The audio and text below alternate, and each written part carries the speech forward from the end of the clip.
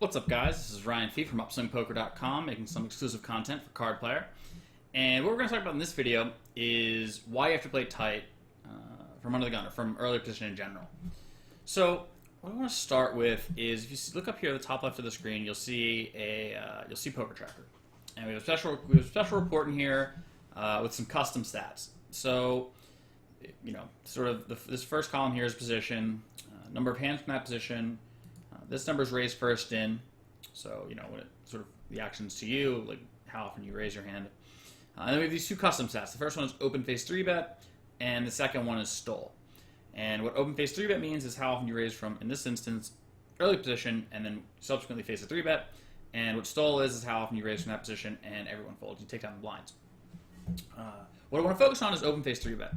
And if you look at all the early position, middle position, cutoff button, you'll notice that they're all about 20%. There's a little bit of sort of difference in there. There's going to be some variance, but they're basically all the same. And or rather, you're going to face 3-bet like the same amount of the time.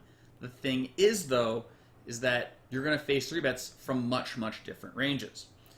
If you were to face a 20% 3-bet against 5 players, that is going to be a much tighter range than if you face a 20% 3-bet versus 2 players. Essentially what's happening is that, the 5 players are all 3-betting you at the top 4 to 6 or so percent of hands when you raise under the gun, whereas when you raise on the button, the blinds are essentially willing to 3-bet with much weaker hands. I think a concept that we can all sort of, everyone sort of understands intuitively. So what that means is that you can't raise these more marginal hands because you're going to be raising and then be up against a 3-bet range, which you then subsequently can't defend, and you're just going to sort of get owned by the 3-bet. So what we have here is hopefully an explanation. I want to start this video off by, well, first we're just going to look at our under the gun, right? So this is full ring. All the hands in red are going to be raises, and all the hands in pinks are going to be optional raises. And what we're looking at here is a program called Poker Ranger and this is a hand matrix, and I like Poker Ranger because it has these colors and allows us to visually display conceptually what we're going to be doing. And all the purple hands are folds. And we have these ranges for raise first in.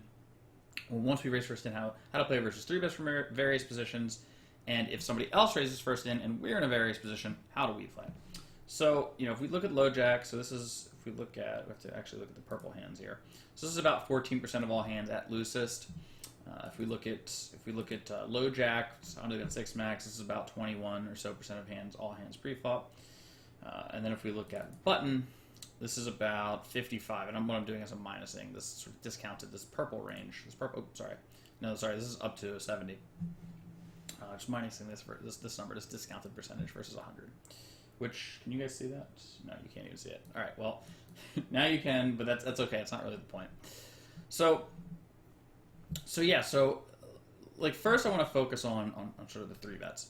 So what we're going to do is we're going to look at our RFI versus 3-bet range. So let's say that we raise from the low jack and we face a 3-bet from the small blind. These are the hands we would continue with. The hands in red, or sort of this jack's hand, are going to be raises, or red-orange is a raise. You could 4-bet it or you could call with it. The hands in green are call. The hands in pink are 3-bet bluffs, and the hands in light green are, you can maybe call. It sort of depends on bet size, hand range, stack size, stuff like that.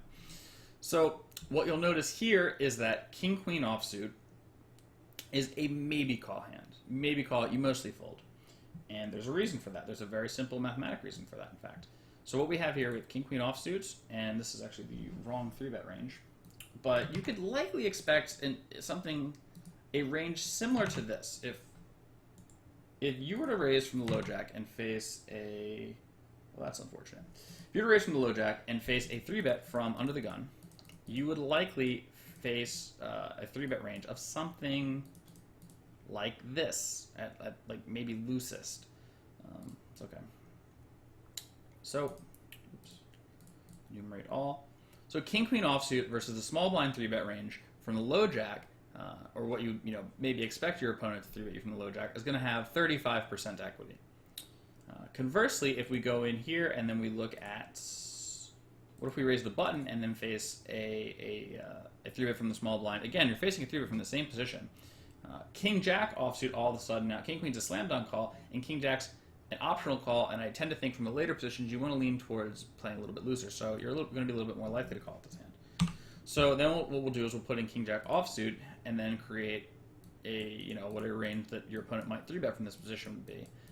We have a range for this. I'm going to make what would be, in my estimation, a more conservative range. This is about 18% of all hands. Well, conservative.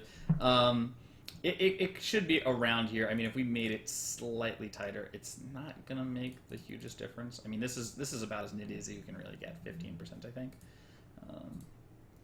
In King Jack offsuit, a hand which is notched lower has substantially more equity, and not only that, because you're not up against so many super strong hands in terms of, this is, what we're looking at here is what's called raw equity. How much equity you'll actually realize is going to be greater with King Jack offsuit and going to be less with King Queen offsuit, simply as a virtue of being up against the really strong hands that tend to actually over-realize their equity. So, sort of, first things first, you get wrecked by the 3-bet. The 3-bet's a major problem, and it is the reason that you're just sort of forced to play very tight under the gun, or from early position. That said, if you're in a really loose passive live game where you don't face very many 3-bets, you can sometimes play even looser in those games and use even bigger pre-flop bet sizing, even though you might raise bigger, it's because you're facing less 3-bets and your sure opponents are calling more. Those bigger pre-flop bet sizes will really hammer them down, even though you have, on average, a much weaker hand. So the other reason is position. So again, going back to what we were saying about how if you raise and face a 3-bet, you're facing it. It's 5 players have a chance. If you raise front of the gun, there's 5 players left in the hand. Those 5 players all have a chance to have one of these just like Michael Jordan slam dunk, just like crush you hands and just blast away the equity of a hand. It's really strong preflop as King Jack. If we took King Jack offsuit and looked at its equity versus a random hand, 60%, but versus that that top percentage of hands, the equity just falls off a cliff. And there's several players in just a 6-max, not even a 9-max setting, that can have one of those hands and really hurt your equity. So the other thing though is you're going to face calls, and again you have several players. As you're from earlier position, you can face calls from what are going to be, again, on average stronger hands. If you raise from under the gun and somebody's in middle position, they're going to on average the hands they call with are going to be much stronger than the hands they'll call with from the button or especially the blinds, especially the big blind. And excuse me. And what's more is that you're going to have to then be out of position on these players post flop. And if you've watched my video about c-betting in position versus c-betting out of position, you'll know that there's sort of an intrinsic value loss. And I go in depth in that video and explain why. There's an intrinsic value loss just being in position or being out of position. So, in other words, since a lot of your then called pots, you're going to be out of position, your range is going to lose, and sort of each individual hand, especially the weaker hands in your range that you are considered playing or not playing, are going to lose equity, and then could go from being simply based on position, go from being an unprofitable raise to a profitable raise. So, sort of for that reason, when you're in early position, you're going to face all these called situations where you're out of position. How do I say that right? In position. From early position, you play tight because you're out of position post flop. From late position, however, especially on the button, because again, the positional roles have reversed. Even though you're going to face, I guess 3-bets, they'll be more willing to 3-bet you with stronger or weaker hands. Again, as we see here, the overall 3-bet will come out to be about the same number. You'll be able to call more hands to the 3-bet. And you're going to do amazing in those called pots because you're going to have position, and they're going to have the really weak hands on average. So sort of for all those reasons, you're sort of playing. You're going to be forced to play loose or tight from early position, and forced to play, or not forced, but less. You're joyed to play loose from late position. Anyway, so if you guys like this video, you like the way that we approach the game, and you want to learn more, definitely check us out at Upswing Poker. We have what's called the Upswing Poker Lab, which is a full course. Starting with pre-flop, as you sort of see here in Poker Ranger, we have our raise first in ranges from all the positions. If you go in here, it's like, well, what happens if we raise from the hijack and the cutoff 3-bets? Range right here, boom, good to go. What about if somebody raises first in from the cutoff and we're in the big blind? What do? The world is your oyster. We have the answer. So yeah, we outline, we have all the ranges, then we outline like sort of what you're doing, what you're trying to achieve pre-flop, post-flop. It's very comprehensive in terms of hand ranking. We give a methodology towards hand ranking. We give a ton of hand examples, and we run through, again, using programs like this, this program, and we sort of rank and colorize all the different hands, and give you guys a chance to see, like, what actually is happening in a given situation with our range. What are we doing? So yeah, it's again in depth. It focuses on flop, turn, and river, and then there's some hands that are focused all the way through. So you really get a very rich understanding of the way that we approach and think about post-flop hand ranking. There's a tournament section.